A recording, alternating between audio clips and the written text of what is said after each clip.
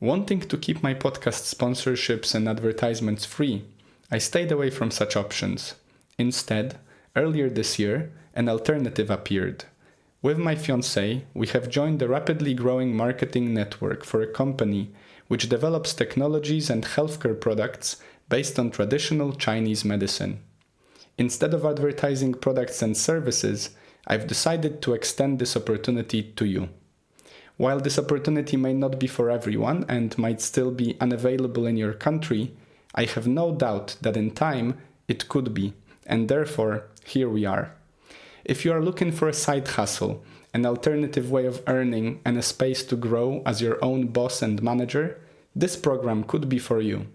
Commission-based and fully remote, I believe it to be an opportunity for those who feel like a 9-to-5 model takes away too much of their life and isn't exactly worth their time. If you'd like to learn more, follow the link below.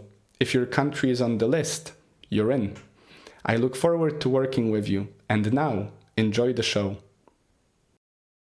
Hello and welcome to the WS Podcast. My name is Wojciech Salski, I'll be your host for today, and before we begin, may I just remind you, if you find this podcast entertaining, useful, fun, whatever that means for you, and you think the world should know about it more, then please make sure to follow, subscribe, and share it with a friend maybe, put it on social media. Every little helps, and if you think this is something useful for someone else, give it a like, so to speak, and then push it further down the line. Of course, no pressure whatsoever. Quite frankly, I was thinking about it the other day, so I can share with you right now that it seems to me that in terms of putting the podcast out there, since it's gonna happen regardless of how many people get to see it to begin with, I'm in no rush, you see. So I was even asking myself, why am I actually encouraging people to like, subscribe, and advertise? And of course, I think like and subscribe is helpful because that indicates for me that I'm doing a good job, and over time I also see what kind of episodes, which episodes are more interesting to people than others. And so in a way I'm getting to learn about you, my audience, right? Which is really fun because quite frankly, apart from what I can find through the tools I'm using, for example, Spotify for podcasters, apart from those tools and a few emails or comments that that I get from you, I don't know you. And I actually would like to get to know you in that sense. So please as well, maybe one real invitation here, a wholehearted one, a minimum, is please reach out to me if there is anything that you liked about the show, or if there is any book that you'd like to explore, or a topic that you feel like, we've talked about it, but maybe not enough. Feel free to let me know. And you can follow the link below. There are options there for both contacting me directly or finding me on social media. As I said, recently I've been away from social media nowadays more than before, and I'm planning to keep it that way. So for example, I stopped advertising on social media apart from Primal on Noster, which is a sort of a Twitter-like social media, but a different one. But of course, if you reach out to me, every now and then I will still check. So I would deeply appreciate it. It means a lot to me. Sometimes I get an email saying that something was really fun, or the person really found this insightful and empowering. And, it warms my heart. It's wonderful. Like the other day, a friend of mine from work, just randomly, I don't know, we were chatting about something, and he just mentioned I showed your podcast to a friend of mine, and he's become a great fan, and so he's listening to it quite religiously. And I didn't know I don't know what to answer in those situations. So obviously I just said thank you, but it warms my heart. It definitely makes me feel better about this, especially on the days when something doesn't work out. Or, for example, recently on one of the episodes, I found myself recording halfway through the episode, recording half of the episode, which was pretty much 30 minutes without sound because the cable disconnected and I didn't know. So you can imagine how frustrating that must have been, and I still pushed through. I've just decided to, sort of take a sip of water and get back to it. Sort of found on my notes where I was roughly when that error occurred, and I just re-recorded that part. So I do wonder if you found that part of one of the episodes. But sorry, without further ado, I think basically, long story short, feel free to reach out. It means a lot to me, and I would be more than happy to get any of the suggestions and ideas from you, especially that as this season is halfway through and I'm already collating the plan for the next season, I think it's a good moment for me to explore any other books and ideas if you feel like it. So yeah, otherwise, enjoy the show, and thank you so much for being here. As I said, that means a lot to me. So today, as I've promised, we're gonna explore the Brave New World Revisited, right? Which is basically a sort of a collection of essays, maybe created 30 years after the dystopian novel called Brave New World, which we've explored, I believe, 2 weeks ago.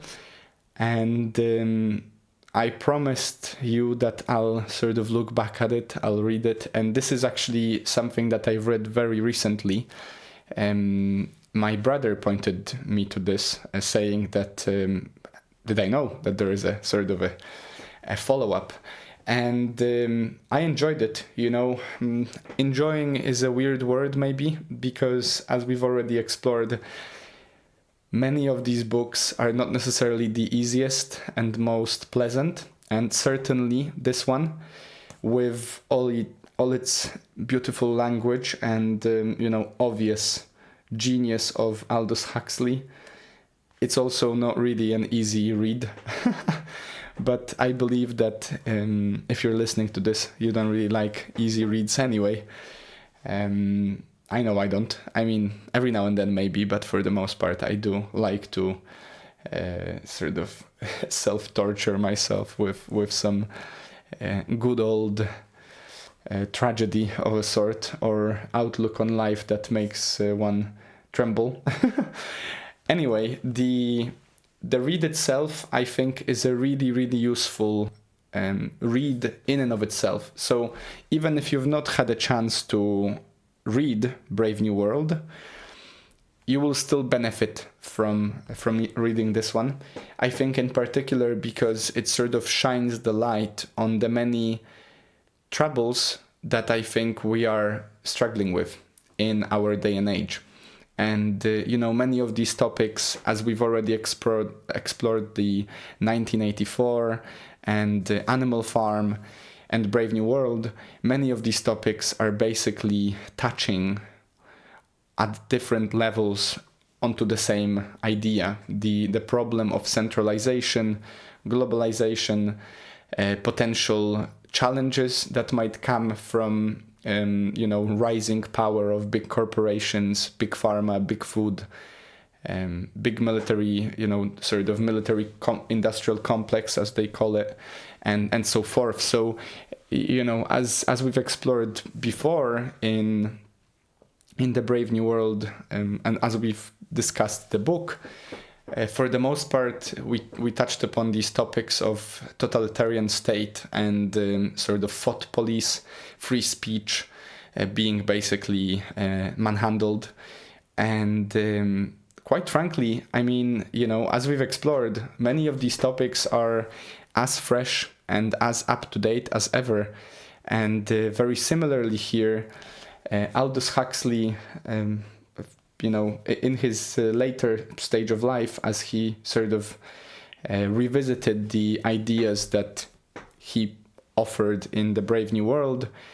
Not only does he sort of analyze through the perspective of Brave New World what the world has come to at that point, but also offers us really insightful and in many ways troubling prophecies of what can happen if, so to speak. So it's not necessarily that he made any bets, and many of the chapters in this book basically end with a bunch of questions for ourselves to sort of ask and answer at a later stage. But I think if I were right now to read this and answer the questions at the very end of many of the chapters, unfortunately, I think many of them we would have to answer in an affirmative manner. And so essentially, what I'm getting at is that in many ways we have grown more and more close to these dystopian ideas, even if we don't want to accept it, or maybe we say that it's in good faith, which is usually the narrative of any dictator to begin with, right? If you think about it, no dictatorship, no great dictatorship starts with self criticism, and usually the excuse is a very noble one, right? The most malicious of the events that we've explored and experienced as humanity over the millennia, and we still do, are usually done in good faith. So I guess that's maybe a part and parcel of this human condition that we're living. So I've decided to explore 4 chapters for you, for topics, and for each of the topics I've created, I sort of, you know this already, as I read, if it's my book, I like to sort of highlight some parts of the book for myself to look through into the future. It often happens that as I read the book second time, or if I want to refresh my memory, or there is something in particular that stirred, my need to look into that book again, I will straight away look through the highlights. And so usually the highlights allow me to go through the book, which for example has 100 pages. With the highlights, it's more like 20, so I can maximize the efficiency if I were to look for something. And of course, I find that if I read the book a second time,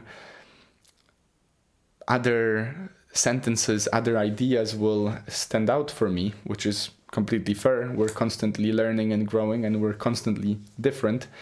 And so if that happens, I like to not always, but when I catch myself doing it, I will use a different highlighter. And so that way I know, for example, that at the second time when I read one of the books, the different highlighting color notifies me of that, right? So our first topic today will be that of over-organization. And if you remember, in Brave New World, this dystopian future is offered in the light of complete organization and mechanization of life. Everything is in its place, everything is controlled. There are the great controllers, the great inquisitors, all kinds of machinery and social machinery to make the most efficient and the most inhumane, essentially, choices possible, right? And everything is sort of buttoned up to the last button. So everything is in perfect order, perfect sort of mechanical order. And so yeah, let's explore that. And of course, I'll look through it from the perspective of the topic I wanted to explore with you. First, which is obviously the centralization of power, and something that we've explored both when we discussed the crazy, amazing, insightful book, The Creature from Jekyll Island, which I'll link below, and also the Bitcoin Standard, of course, and the real Anthony Fauci. I think these three, the big pharma, big banks, big money basically, and the corruption of the money system are what stood out for me here as like themes to explore. So let's see. This power elite directly employs several million of the country's working force in its factories, offices, and stores, controls many millions more by lending them the money to buy its products. And though its ownership of the media and of mass communication influences the thoughts, the feelings, and the actions of virtually everybody. To parody the words of Winston Churchill, never have so many been manipulated so much by so few. We are far indeed from Jefferson's ideal of a genuinely free society composed of a hierarchy of self-governing units. And of course, you know, these ideas here that the author explores is later underlined here with the quote, "Science may be defined as the reduction of multiplicity to unity. In politics, the equivalent of a fully developed scientific theory or philosophical system is a totalitarian dictatorship. The will to order can make tyrants out of those who merely aspire to clear up a mess. The beauty of tidiness is used as a justification for despotism." So, a few different ideas here. In general, the major one is, of course, you know, we've explored it so many times, and I think, quite frankly, this is very much so a pointedly truthful description of the troubles that we have in the democracies of our times. You know, while there might still be, it seems, a feeling of democracy, for example, when you're electing your president, let's say, or your prime minister, because of the huge impact lobbying has, especially in countries such as the United States, where lobbying is actually, you know, fully legal, while in other countries it's not necessarily legal, but it's certainly there. Essentially, the democracy is skewed in the direction for the benefit of those who have resources to spare, right? If I can employ more money than another person in agitating, advertising, promoting, lobbying, then even if our votes equal the same amount, of course, one will be able to advertise, promote, agitate, and lobby, and the other won't. And, you know, the unfortunate truth about the way the world works is that this passage from the Bible, let's say, to those that have more will be given, there tends to be a spiral of success that follows the accumulation. Unless someone makes a huge blunder, it is unlikely that someone who has more resources will end up with less resources over time in comparison to that one who doesn't have resources to begin with. And of course, social mobility might still be possible to a certain degree. And, you know, I'm not saying this to discourage you in any way. I think in many ways, we should be encouraged more than ever in terms of social mobility, at least in terms of the financial independence, knowing what we know about the Bitcoin and its potential for basically taking us out of this matrix of inequality. But for the most part, you know, I'm sorry, you know, if this seems upsetting for you, But truth be told, there are people in the world and there are organizations in the world that have more influence on the way the world works than others. I have no doubt that, for example, if we were to compare this to the podcast sphere, I think that's relevant because we're listening to one right now. You are, and I'm chatting to one right now. You know, someone with a more successful show who is able to reach more people is obviously over time gonna have more opportunity to reach more people. So in a way, it's like a compounding effect, right? And the compound interest works both ways. So of course, at the same time, if you keep losing, over time you will keep losing more unless you change your strategy, whatever that losing may entail. But looking through the perspective of this over-organization, as Huxley put it, the challenge that we're facing is that as bigger corporations and bigger organizations, bigger, more mightier people, ideas, nation states take on more power, it will be more and more difficult to take away that power from them. And the extreme case of this is obviously the globalist agenda, which fortunately, we know about right now, and they are they have been hiding in plain sight. I think if you don't know yet about the WEF and their outlandishly weird, I would say, outlook on how the world should look like, you should look it up. It's, in a way, for me, when I first encountered it, and that was during COVID times, I first sort of encountered this idea that there is a group of influential, rich people that are not elected officials that are meeting every other, year and are figuring out how to save the world, as if, in all their perfect harmony in and of themselves, they are obviously that great that they can save the world, whatever that means. Initially, I thought it's a complete absurdity, right? And I think many of us do.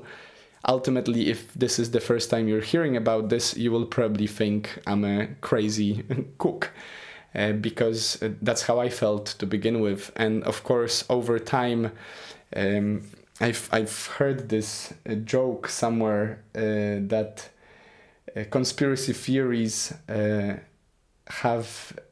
Wait, let me find for you the exact quote so I don't butcher it. But that was quite funny for me.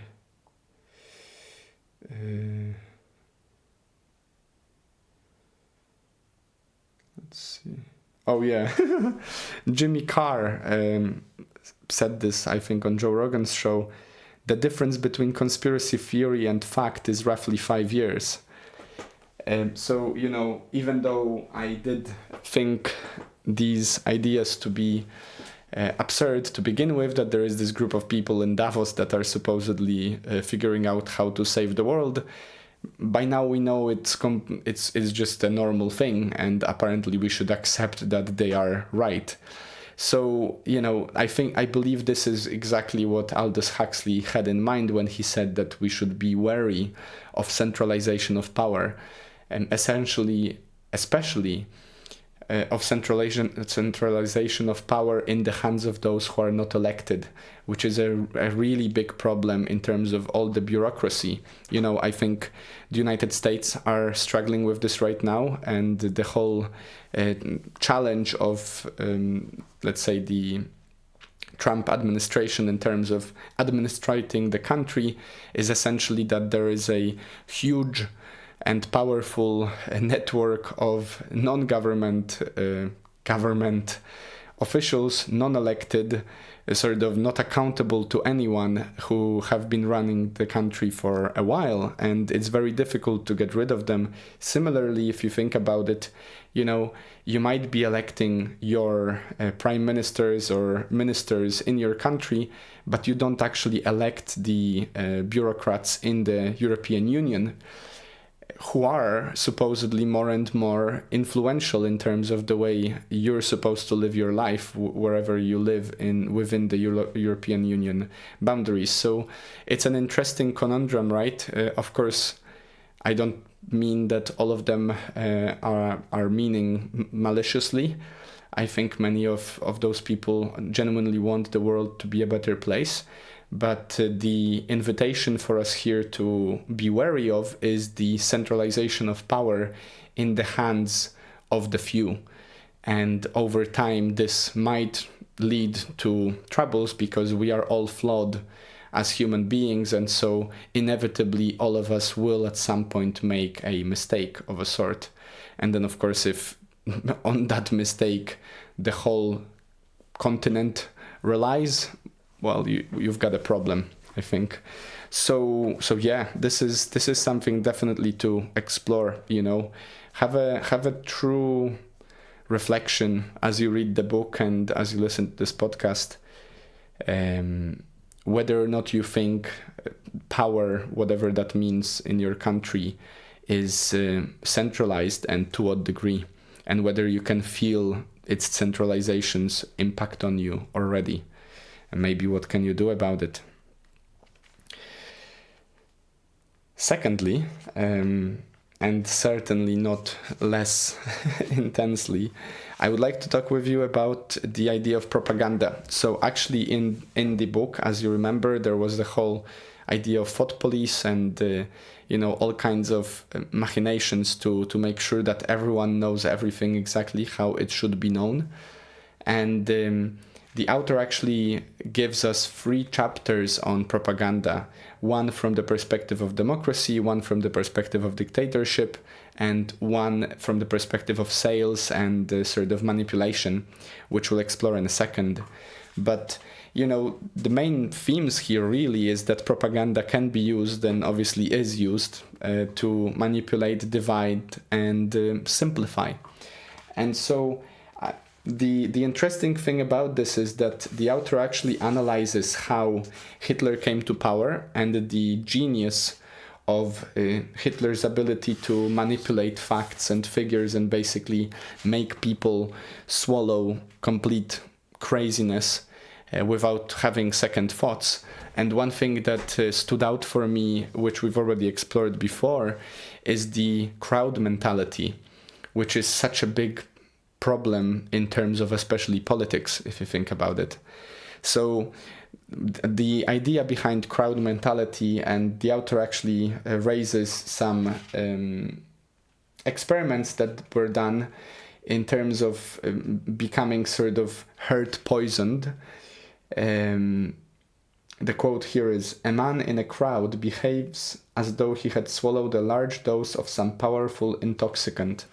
Apparently, when we are in big crowds, we don't act the same as we would if we were alone, and for good reasons. In a crowd, especially if you feel like you're with the crowd, you feel that energy and the emotion of the crowd with you so viscerally, and it's much more likely that you will be taken by those emotions in comparison to, for example, being on your own. And so, for example, one thing that the author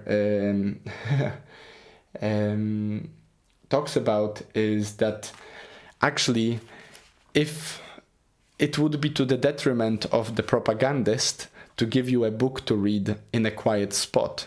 If someone wants to play on your emotions and to manipulate you, they are unlikely to give you space to be on your own with your own thoughts and, getting the material raw, basically, without anyone screaming at you or around you.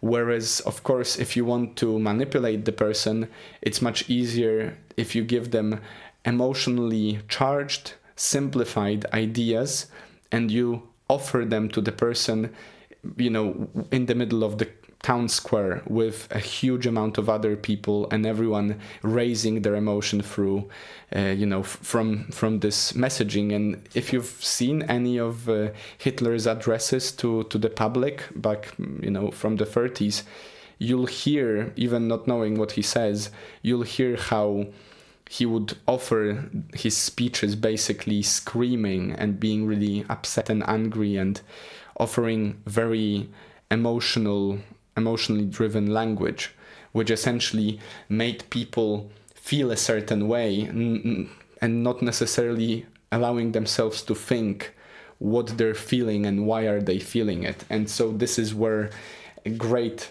sort of mass psychosis, mass manipulation can happen. And the author just points out that it is by manipulating hidden forces that the advertising experts induce us to buy their wares. A toothpaste, a brand of cigarettes, a political candidate. And it was by appealing to the same hidden forces that Hitler induced the German masses to buy themselves a Führer, an insane philosophy, and the Second World War.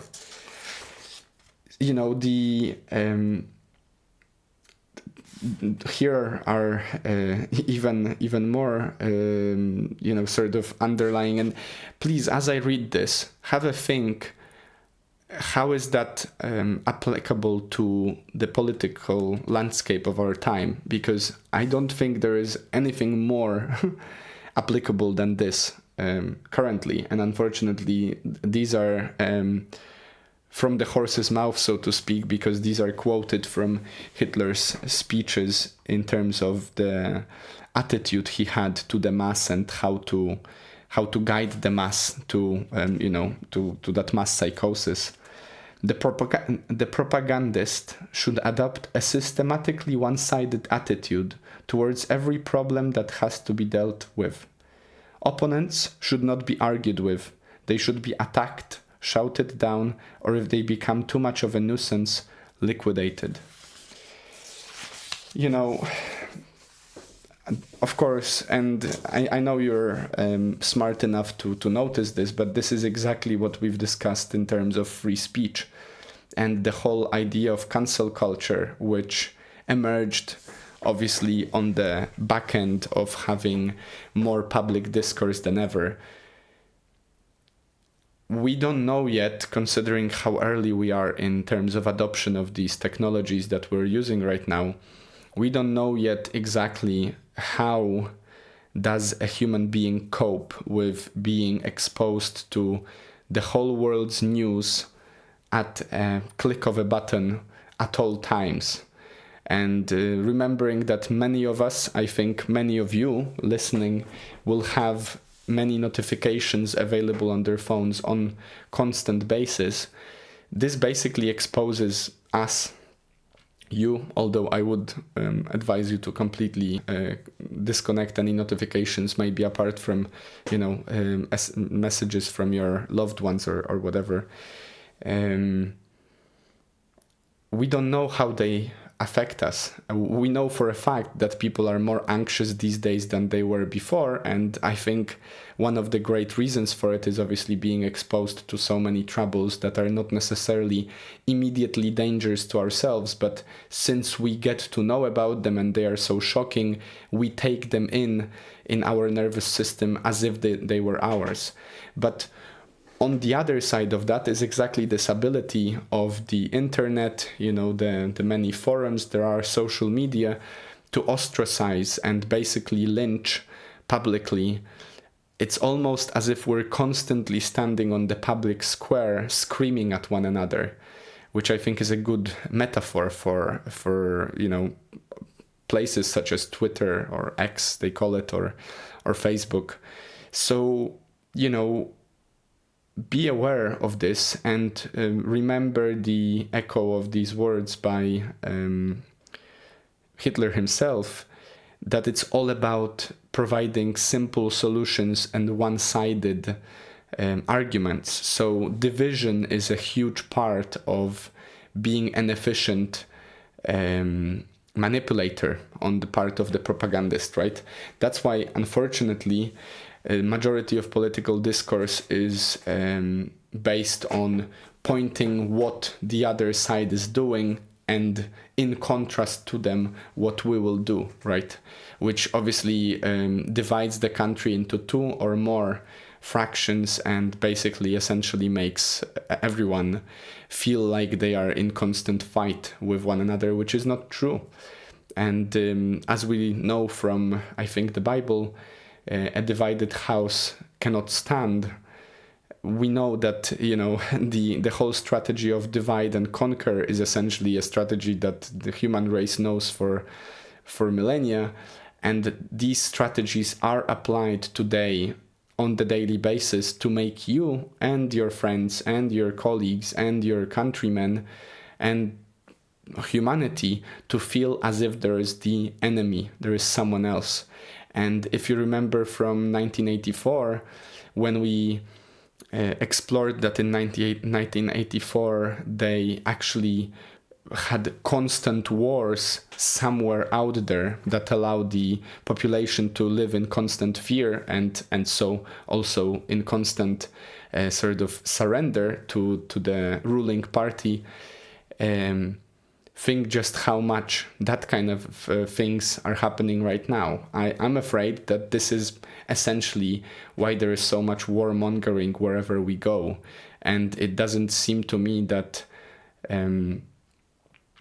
anytime soon, unfortunately, I'm afraid that, I'm an optimist. I hope that these wars will end and we'll see the light. But it seems to me that too many companies and people have business in war for wars to end anytime soon, and that's just a very sad observation to make. So the third topic I wanted to explore with you is the art of selling, right? Because as the author explores these manipulating techniques and the propaganda, he then goes into the art of selling on emotion and basically how they've explored these scientific research, let's say, explored the idea which was flourishing at the time, but only sort of in its infancy, of social engineering. If you don't know what social engineering, the way I understand it, it's applying certain techniques and understanding of the human psyche to make people to act a certain way or make societies to form in certain manner. So the author first goes through these ideas of how democracy will depend on our ability to discern fact from fiction and to recognize that someone is trying to trick us, and then goes into exploring that in economics, in marketing, for example, of course, it might be beneficial for a company to understand their client better and therefore apply certain way, in a certain way, this knowledge to be more efficient. But then, as the author writes, what is demonstrably good in the sphere of economics may be far from good for men and women as voters or even as human beings. The advertiser of dairy products would dearly love to tell his readers and listeners that all their troubles are caused by the machinations of a gang of godless international margarine manufacturers, and that it is their patriotic duty to march out and burn the oppressors' factories. This sort of thing, however, is ruled out, and he must be content with a milder approach. So, of course, propaganda will not work here. We cannot point fingers. If you're selling milk, you cannot point fingers at the margarine, I don't know how you say it, makers and make people upset and burn them to the ground. But instead, since we cannot do that, the advertisers are coming up with some more, subtle ways of sort of manipulation, and here is the explanation. The principles underlying this kind of propaganda are extremely simple. Find some common desire, some widespread unconscious fear or anxiety, Think about some way to relate this wish or fear to the product you have to sell. Then build a bridge of verbal or pictorial symbols over which your customer can pass from fact to compensatory dream, and from the dream to the illusion that your product, when purchased, will make the dream come true. Now, when you're hearing this, don't you think about all the dreams that were being sold? If you think about it, and if you start observing it, this is something that I've definitely started to look at more ever since I studied marketing for some time, 2 or 3 years ago. If you look at the advertisements for food don't necessarily point to, for example, the quality of the food. Rather, they will point to certain features, certain tastes, visceral, sort of like kind of textures and so forth. You know, the thing I'm thinking about is, like, for example, a can of a soda with this dripping sort of water, which signifies that it's so refreshing and it's so cold, so perfectly cold, that it's still viscerally, you know, we can look at the picture and we know straight away that this is gonna satisfy our thirst, right? Similarly, if you see any advertisements of like lingerie or jewelry, it's not necessarily going to be advertised as the quality of the gold that is used or the material that allows your body to feel comfortable. Rather, it's usually related to some sort of relationship, some sort of sensuality, some sort of, you know, extreme pleasures of sexual life or family, you know, oriented relationships and stuff. So it's playing on emotion, right? It's playing on our senses. It's playing on our emotions. It's not necessarily a logical choice, right? An interesting advertisement is not one that will give you facts and figures. It's going to be one that gives you that hope, that pleasure, that idea of the better future, that solution to a problem. And I think if you've been to any of sales training or any sort of marketing-based learning, you'll know that this is usually sort of, it's called the hook and the bridge. It's, you know, there are certain tricks that are being made. And now I'm not going to read more. I'm just going to explore what I wanted to talk with you about here is, you know, the problem with this, of course, is it's all fun and games when we're advertised, and fair enough, let them advertise, I guess. You know, if we cannot make it illegal, then I guess fair enough. But there are problems, it seems to me, and the author points it out later, when it comes to the knowledge of the human psyche and how it can be taken advantage of. So, for example, what studies have shown is that when you're tired, or when you're in a state of fear, in a state of panic, in a state of hysteria, or when you're a child, you're much more likely to accept a person's opinion or a person's suggestion as it is. You're much more likely to be compliant, basically. So, for example, it is no surprise if you think about the torture techniques that have been perfected over the 19th and 20th century. But, quite frankly, we have been torturing one another since the dawn of man. So it's just a part of our history, I guess. It turns out that if you deprive someone of sleep, it doesn't take long before they become completely destroyed, simply because their mind is just lost, right? If you don't sleep for a few days, your cognitive skills are basically rendered useless. And in that state of extreme fatigue, you're much more compliant. You're likely to accept things as if they're true. You're likely to agree on whatever terms just for those captors of yours or whoever's, abusing you to just, you'll do anything they want for you to be allowed to rest, because basically your mind is no longer there. The trouble with this, of course, is that fear-mongering and scaring, making us feel constant state of fear, is, in my opinion, what is going on in the world all the time. A best example of this is COVID time.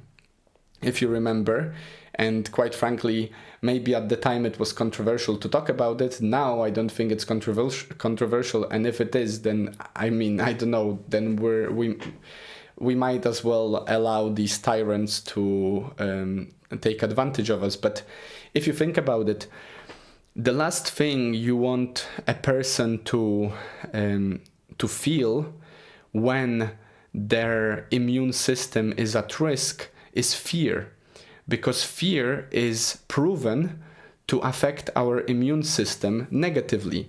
And I'm pretty sure you've experienced this before. If you've had a very stressful period, maybe you had a deadline that you had to get to, or maybe there was an exam that was coming up, or maybe something happened in your life that really rendered you stressed and worried about something, you know that usually either on the very back end of that stress-induced period or somewhere in the middle, your body will catch a cold, so to speak. You will get ill.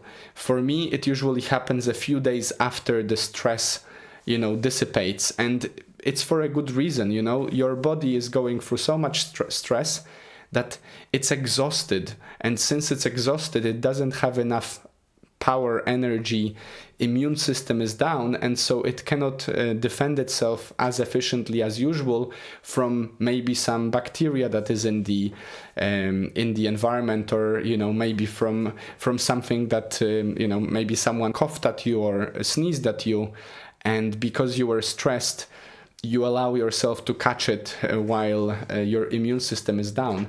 Now, if that's the case, and it is the case, then why the majority of the COVID period, which was, completely stress focused, and all the news of deaths and, the troubles and tribulations and basically fear mongering at its finest, why would that be done through all the media?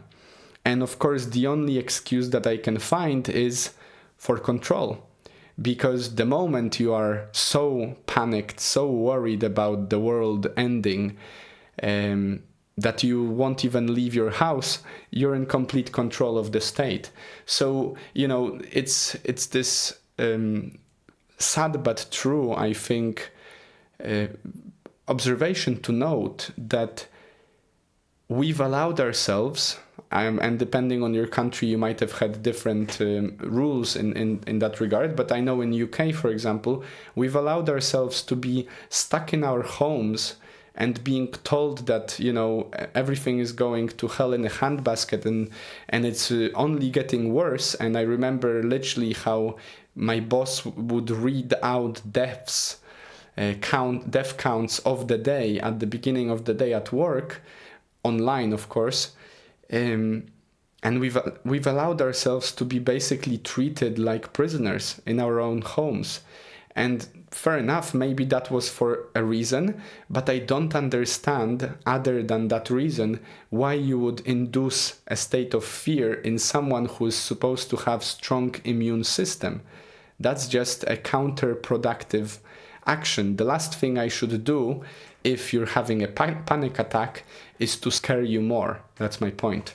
So, one point that the author points out is that this has been efficiently already researched. So it was known before. It was known in the 70s. It was known in the 50s, quite frankly. And then secondly, what he writes at the end of that chapter is that the worst thing is that taking advantage of children in this is a huge problem. So, for example, advertisers, this is another rabbit hole, but think about it. Why you have toys sold with food in some, fast food chains, or why you have fun-looking characters on packs of cereal in the shop, or why in shops you usually have sweets on the lower shelves so a child can reach. Of course, it's all because a child is much more likely to be manipulated than an adult. As an adult, you know that if you eat too much sweets, you will get in trouble. As a child, you have no idea and you just like sweets. So all these observations which Aldous Huxley made on the back end of the 50s decade hold true today. And even my house, when I was a child, we used to eat cereal every day in the morning, and it was just considered a normal thing. Now we know, if you've listened to the episode called Ultra Processed People, or better yet, you've read the book, you know that eating cereal, like, I don't want to name any brands here because that would be like negative advertising, let's say, but eating cereal that is processed with loads of sugar is not healthy for you. That's not a wholesome, full vitamin mix food. That's just trash. It's fast food, right? It's sugar and additives, and yet through advertising, through manipulating the society to think that that's normal, including the parents, we end up swallowing it. In a way, we allow ourselves to be fed this crap, both on a mental and physical level. So especially in terms of children and in terms of fear-mongering compliance, these are very much so applicable themes that I think Aldous Huxley would, right now, if he were sat next to me and gave me the honor of talking with me on the podcast, he would definitely point these to be a big trouble that is a paramount problem of our times, and we don't seem to do much about it. Now, the last theme I wanted to share with you is that from the chapter on chemical persuasion. And this one's interesting, particularly because so apparently in the Soviet Union, vodka used to be cheaper than water. I know for a fact that, for example, in post-Soviet and Soviet Poland, majority of people were drunk majority of time. It was a normal activity for businessmen to be drinking vodka while they were having a meeting, whatever time of the day, right? So everyone was in constant chasing that high, let's say. And I think for a good reason. If you think about it, stupid society is much easier to run. If I can render you docile and complacent, maybe because you're too drunk to care, or too drunk to be able to defend yourself, then essentially I have more opportunity and more likelihood of winning whatever I'm trying to do. More opportunity for control, essentially. Now, the author points here that the systematic drugging of individuals for the benefit of the state, and incidentally, of course, for their own delights, was a main plank in the policy of the world controllers. The daily Soma ration was an insurance against personal maladjustment, social unrest, and the spread of subversive ideas. Religion, Karl Marx declared, is the opium of the people. In the Brave New World, this situation was reversed. Opium, or rather Soma, was the people's religion. Like religion, the drug had power to console and compensate. It called up visions of another, better world. It offered hope, strengthened faith, and promoted charity. Beer, a poet has written, does more than Milton can to justify God's ways to man. So let's come back to the idea.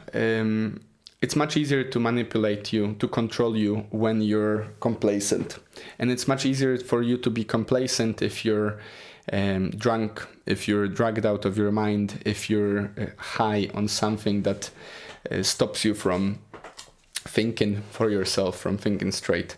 Now, isn't this interesting, curious, and worrisome, if you think about it? It certainly is worrisome for me, that while alcohol is actually the drug which causes the most amount of household abuse, murders, all kinds of accidents on the roads, and generally bad behavior, why is it also completely legal? In many countries, it's also actually a part of the culture, aka welcome to Britain. And it's considered to be completely socially acceptable, and is considered to be literally a national way of spending pastime, and why it's also taxed on such a high bracket, similarly to cigarettes on that regard. You know, why is it that drugs which enhance and make your perception of reality alternative, such as psychedelics of all kinds, why are those things illegal? Why are those things made taboo? And why are those things basically pointed out as like the greatest of evils, while the drug that literally kills the most is also, two drugs that literally kill the most are also legal and socially acceptable? You know, this troubles me greatly, and quite frankly, you know, in that regard, I understand that everyone, each to their own, but certainly I'm not okay with the fact that the government is taking advantage of this. So not only does the government virtue signal that they're trying to tackle the troubles of smokers and alcoholics, but at the same time they are taxing the hell out of all these products and basically making a great income out of them. I do believe that everything should be legal, and so everyone, for adults of course, and so everyone could pick their poison, and if they want to, they could kill themselves with it. I think each of us has their own freedom, and the freedom to choose is ours. But I don't feel, personally, I don't feel it's okay that such a drug as alcohol is being both taxed and socially acceptable at the same time, while causing so much trouble. And, you know, if we were to use those tax money from alcohol sales to educate the public and make people aware what are the impacts of the alcohol, they would potentially think twice before drinking. I know for me, currently, I think I've shared it with you before, but I might as well. I've been off alcohol for a year and a half now. I've drank an odd glass or two on a special occasion. So, you know, don't get me wrong, I'm not an extremist. Everything's for everything in moderation, basically. I think there is a benefit to a certain level of intoxication for a very special occasion. It makes it special and meaningful. But, for example, what shocked me, and please do your due research, unfortunately the program I watched, which was an interview with a neurobiologist from Poland, so it was in Polish actually. I might link it below.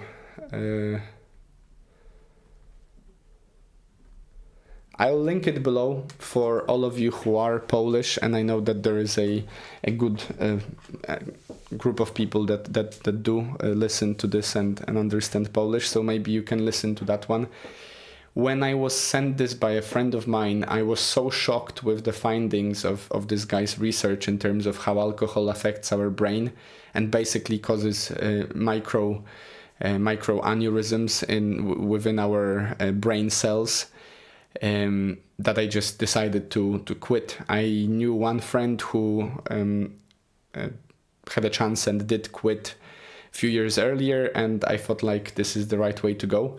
I still think so. I do believe that ultimately, out of all the different substances out there, alcohol is definitely not the right one to choose. So, as I said, please feel free to do your own due diligence, but become aware of this. Basically, my invitation on this topic, and I believe Huxley would agree with me, is become aware how you can become a victim and how you can become more manipulation able if you are under the influence of these substances. And I think it is no surprise that we also have such abundance of addictive substances, phones, TV programs, TV series, porn videos, which also take energy out of us in a very unhealthy manner. So, all these consumption basically focused outlets are, I believe, set up in a way that allow ourselves to be docile, to not think much, because we are less dangerous when we don't think, and essentially to become more manipulation prone. If you remember, as we've explored before, usually when a dictator comes into power, first group of people the dictator will get rid of is the intelligent people, because those people can cause trouble by asking the uncomfortable questions. And so I would urge you not to be afraid and to dare to ask uncomfortable questions. It's this quote that I've shared with you a few weeks ago, that I'd rather have questions. I'd rather be able to ask questions. Sorry, how was that? I'd rather have questions without answers than answers without questions, something like that. Let's see. Sorry, what I remember.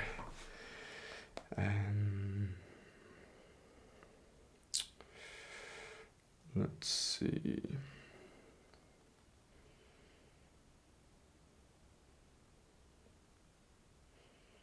I would much rather have questions I cannot answer than answers I can't question. Of course. So let's dare to ask and let's dare to doubt. Those are the two, I think, takeaways from Huxley, certainly to take forth. Now, in terms of other things, the book itself also has a really cool final chapter, which is dedicated to what can we do for the future, and I think that's really, really useful. And I didn't want to share too much from that one for all of those that will end up reading the book. And truly, I would urge you to do so. If you've gotten this far with the podcast, then please read the book for your benefit and the benefit of your loved ones and the world. Now, my final thought before the invitation is that I do wonder what is the impact of Brave New World on our world, because considering the dystopian future Huxley described and the many facets of this dystopian future which we seem to be experiencing, I do wonder whether it was more impactful to give us a warning about these problems, or more impactful to give a blueprint to those who want to take advantage of us to read this book. And I guess I'll forever, stay with that question. It seems to me that Brave New World could have been used as a great blueprint to world domination, essentially. So, in a way, it's an ironic idea that a book that is aimed to give us a warning might become an advice for someone who we should be warned about. Now, the invitation I wanted to leave you with is to look back at these ideas that we've explored today, whether it's over organization, propaganda, the art of selling, or chemical persuasion, and think which of these ideas do you see in the world around you already. And simply, deeply think how you feel about it. And, talk to a friend, let your loved ones know, write to me, let me know under this podcast, maybe in a comment, or send me an email. It might not be a pleasant exploration to do, but it certainly seems to me like a worthy one. And I would want us to, to dare and to explore these topics, to not be afraid to ask these uncomfortable questions, even when it comes to asking ourselves. So, yeah, I don't know. So, yeah, I think that's about it. We've done enough. So thank you so much for your attention, as per usual. Make sure to let me know what you think. I hope that this book enhances your perception of the world. And make sure to explore the linked episodes if I raised your curiosity on either of the points I've made. And other than that, as per usual, have a wonderful, wonderful week. Stay happy, stay healthy, and I'll see you next time.